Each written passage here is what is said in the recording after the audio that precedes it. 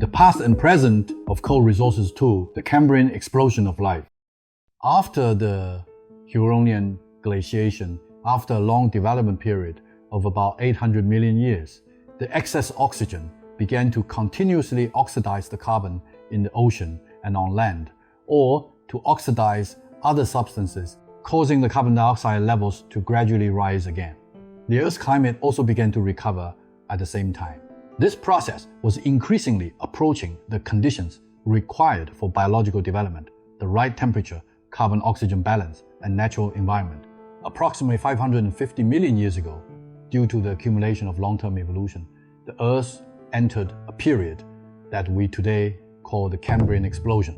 The Cambrian Explosion was a crucial period in the history of biological development on Earth. It lasted for more than 100 million years. During this process, various kinds of animals in the oceans suddenly began to appear. Arthropods, cnidarians, mollusks, vertebrates, and the brachiopods. Of course, the species that appeared at that time were very different from what we have today. There were many strange and unusual creatures and also many organisms that were closer to those we have today. New species were continuously generated and old species were eliminated. Survival of the fittest, a dog-eat-dog world, everything we see today was expressed and developed within this marine environment. The result of the Cambrian explosion not only created the various precursors or ancestors for the species on Earth today, but also produced the first era of fossil fuel formation on Earth. The process of the Cambrian explosion also experienced a similar process to the cyanobacteria era. Initially, the carbon dioxide concentration was dozens of times higher than today.